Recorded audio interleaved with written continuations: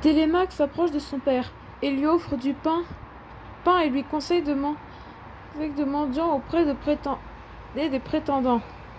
Ulysse s'approche alors d'Antinos, le chef des prétendants. Celui-ci insulte et le frappe avec tapoureux en bois. Le coup est violent, mais ni Télémaque ni Ulysse ne réagissent.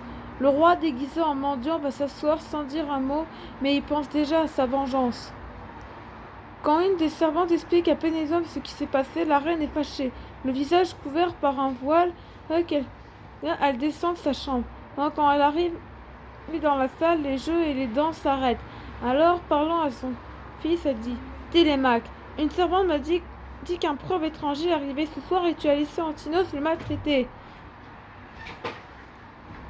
Et je te tolère pas qu'un homme soit injurié dans ma maison, et ton père ne l'aurait jamais accepté. Donne-lui à manger, ensuite conduis-le auprès de moi. Il me donnera peut-être des nouvelles de mon cher mari. » De sa place, Ulysse écoute en silence les paroles de Pénélope. Il admire la beauté et la noblesse de la reine.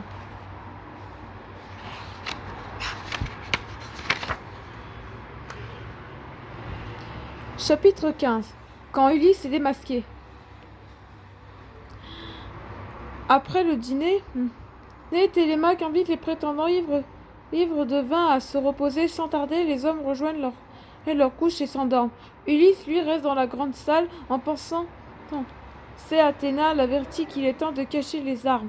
Alors Ulysse donne l'ordre à son fils de faire ce que la déesse lui demande, puis il dit « Mon fils, si les prétendants te demandent où sont les armes, tu leur répondras ceci. J'ai mis les armes à l'abri car j'ai peur qu'après avoir bu le vin, vous vous battiez et vous blessiez. » Télémaque obéit à son père, puis il le conduit jusqu'à la reine et va se coucher.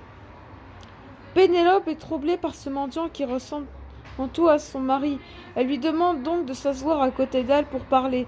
Pendant la discussion, Pénélope lui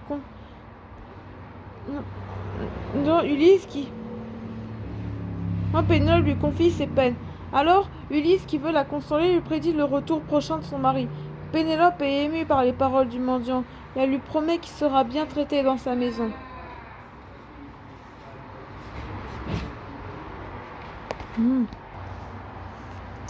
En signe de bienvenue, elle demande à la vieille Euryclée de baigner les pieds du mendiant.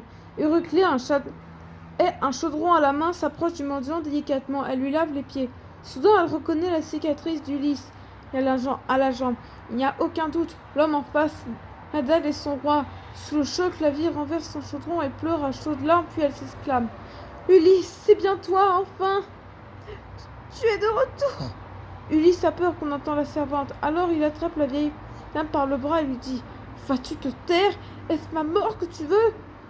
Sèche tes larmes et écoute pour l'instant.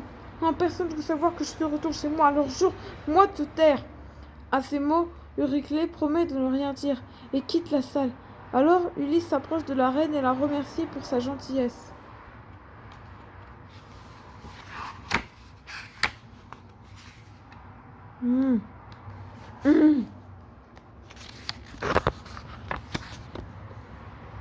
Chapitre 16. Quand Pénélope met les prétendants à l'épreuve.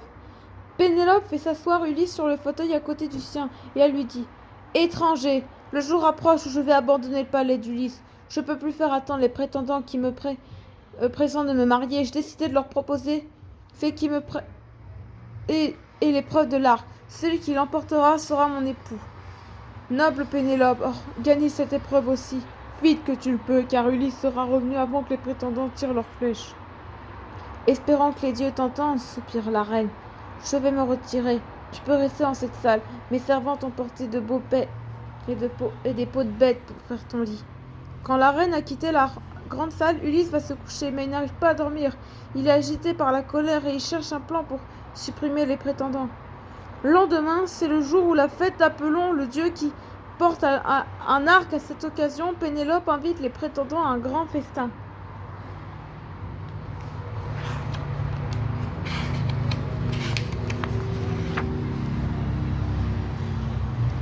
Après le repas, Pénélope va chercher l'arc et le carquois d'Ulysse et elle dit « Écoutez-moi, jeune prince, j'ai ici le grand arc et les flèches d'Ulysse. 12 haches vont être plantées en terre, alignées. Celui qui pourra tirer une flèche qui traversera toute la rangée des haches m'épousera et possédera toutes les richesses d'Ulysse. » Attendez cette épreuve, ajoute Télémaque. Mais sachez que moi aussi j'essaierai de traverser la rangée de haches avec l'arc de mon père. Si je réussis, vous serez obligé de quitter ma maison et ma mère n'épousera personne.